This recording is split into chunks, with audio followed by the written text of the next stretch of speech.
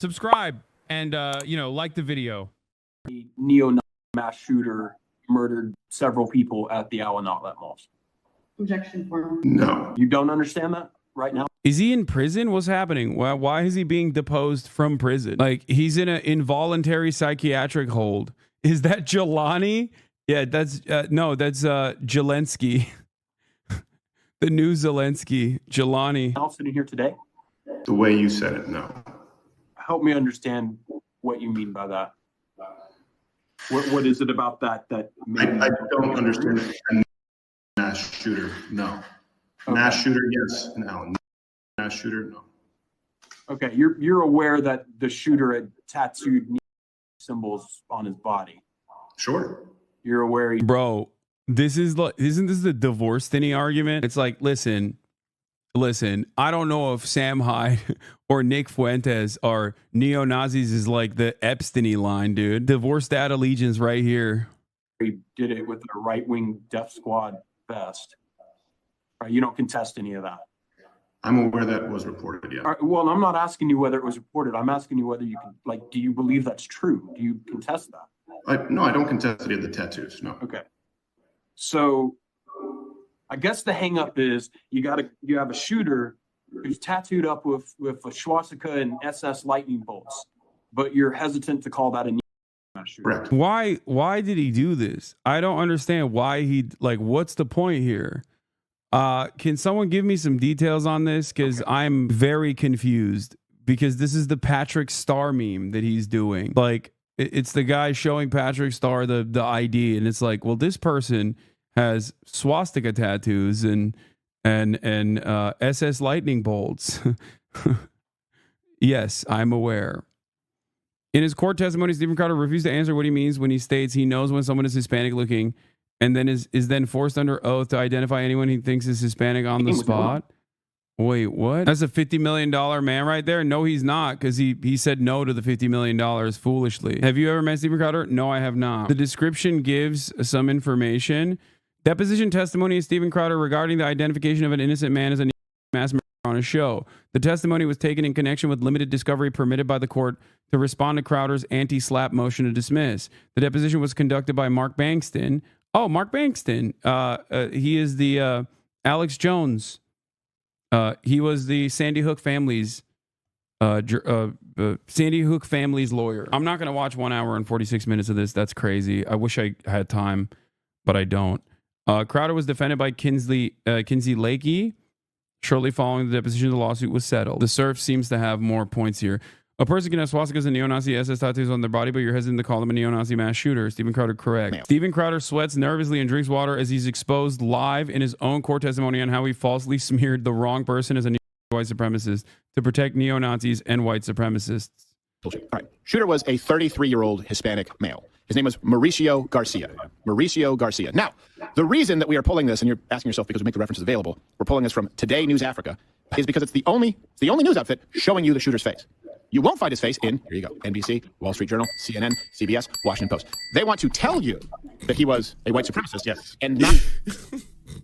This is so funny. This is in hindsight at a court case, because like you're sitting there in the corner watching yourself be demonstratively wrong, thinking you're poning the mainstream media in the segment.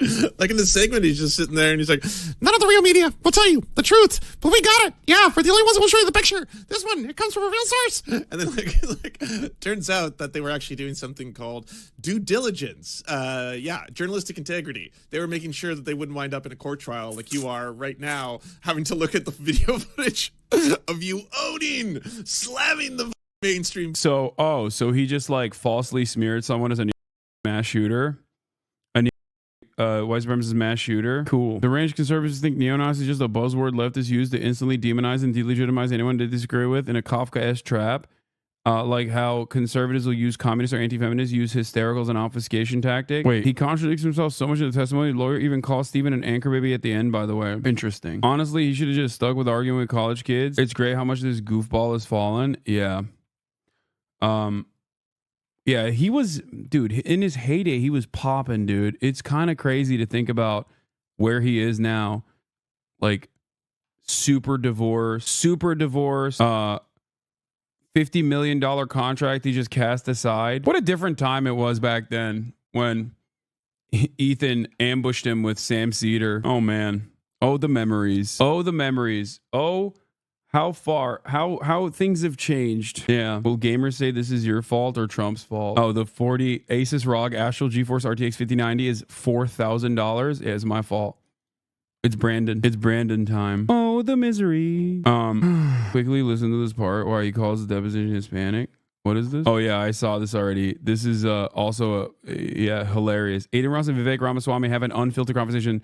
36,000 views in 19 hours is crazy, by the way. Like, this got no motion whatsoever. I don't know why he thought this would be like Trump. It's not that Aiden is washed. It's also it's because Vivek is just like, nobody cares about Vivek. Anyway, let's get back. U.S. and China escalate economic tensions over AI and tariffs.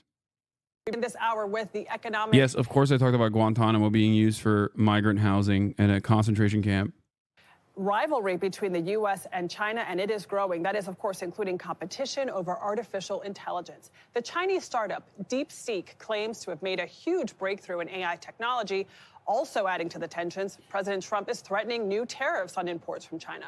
Anna Corin has more from Hong Kong. With the pounding of drums, evil spirits are scared away. An ancient tradition practiced for centuries as the Chinese welcome in the Lunar New Year.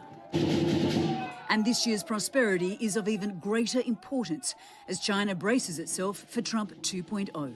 China has, hope for the best and prepare for the worst. Dr. Henry Wang, an advisor to the Chinese government, says officials were deeply concerned with President Trump's rhetoric on the campaign trail. We will charge them 100 or 200%. But so far, the worst hasn't come to pass. Instead, tariffs of 10% on all Chinese goods exported to the US are being considered, although Trump has indicated it's just a warning shot. However, Trump may be dealing with a very different China this time round. You're seeing an absolute epic boom in industry because the reality is that China today is probably more productive than any economy has ever been. Research analyst Louis Gave says the world's second largest economy is now better insulated for the trade war, and says the stunning news that Chinese AI company DeepSeek has matched, if not surpassed, US AI models underscores the fact that China can no longer be underestimated. The idea that we're going to win a tech war with China over, let's say, 10 or 20 years, when all the kids being trained today in technology are Chinese, is madness. We are CBS News Beijing office. And while nobody at the offices of DeepSeek wanted to talk with CBS, Chinese citizens are hoping for warmer relations with the US. But no one is under any illusion. Do you think that Donald Trump will work with China, wants to be friends with China? I think Donald Trump should put great importance to his own interest. As prayers are offered for the Year of the Snake, many here know what's at stake. Now, while there are genuine concerns about what's ahead for US-China relations, here in Hong Kong and across mainland China, there are celebrations for the Chinese New Year. There are tens of thousands packed here for this parade, and I have to say, I have not seen these numbers or this sort of energy in this city since before COVID, so it's great news. Back to you guys.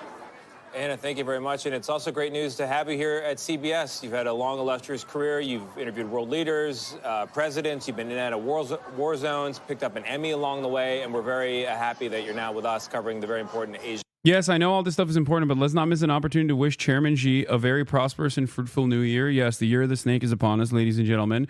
Today is I believe, the first day of the Chinese New Year. I mean, yesterday for us because I'm in Tokyo, but today for you guys. And of course, happy Chinese New Year. The Chinese century of prosperity is upon us. The Chinese century of humiliation is over.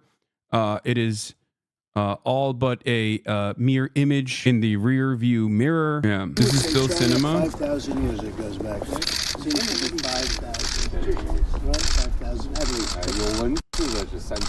And I guess the oldest culture, they say, is Egypt at 8,000. This is so awesome. Trump just like reciting wrong information to Xi Jinping.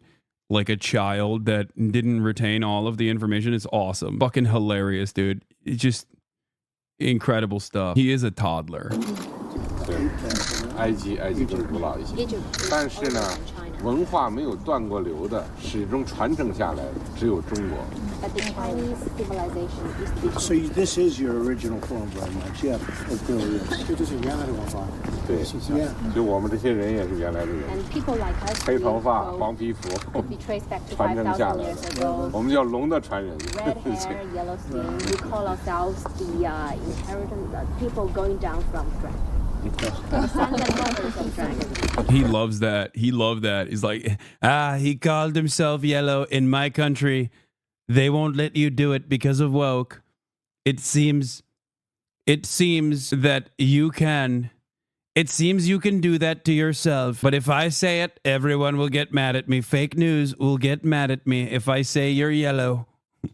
The DeepSeek. All right, let's watch Fire Ship's latest. DeepSeek stole our tech. Keeps getting deeper and deeper. After being deeply wounded by DeepSeek last week, OpenAI is now reportedly accusing them of IP theft. And to make matters even worse, a second Chinese model just hit the timeline. If you're just waking up from a coma, the legend goes like this. A Chinese hedge fund built a state-of-the-art reasoning model that surpassed OpenAI 01 and only spent $5.5 million to train it, then gave the world a 100% discount code to use it. That was devastating to big tech and especially OpenAI, who have been gradually trying to convince people that AI is hard and we need things like $500 billion Stargate data centers. Now, in order to get the AI hype train back on track, the new White House AI czar and PayPal mafia member David Sachs just went on the news and said they have substantial evidence that DeepSeek stole OpenAI's. When did you start watching Fireship? I watched some Fireship videos in the past, but especially since it's DeepSeek stuff, I think he's a great, valuable, very funny resource to summarize all the drama that's happening. To fine-tune their models, a technique known as distillation that is strictly forbidden in their terms of service. The irony here is not only palpable, one might describe it as artificial super irony. You might remember how OpenAI vacuumed up the entire internet and all its copyrighted materials without asking anybody for permission. He's like, oh no, my plagiarism machine has been plagiarized. That's crazy. The machine that I created to plagiarize has been plagiarized. What is happening? Bro. Elon accused them of scraping Twitter. George R.R. Martin and a bunch of other authors are suing, among many other lawsuits around the world. But I need to let you in on a tech bro founder secret. We do shady stuff and then ask for forgiveness later, because once a company reaches critical mass, there's no stopping it. Uber and Airbnb are prime examples, and thus far, OpenAI has mostly prevailed in their copyright infringement legal battles. In today's video, we'll take a closer look at the technical details of DeepSeek, how it bypassed CUDA, and try to find out if it actually ripped off OpenAI. It is January 29th, 2025, and you're watching The Code Report. My conspiracy theory is that OpenAI has been DeepSeek all along.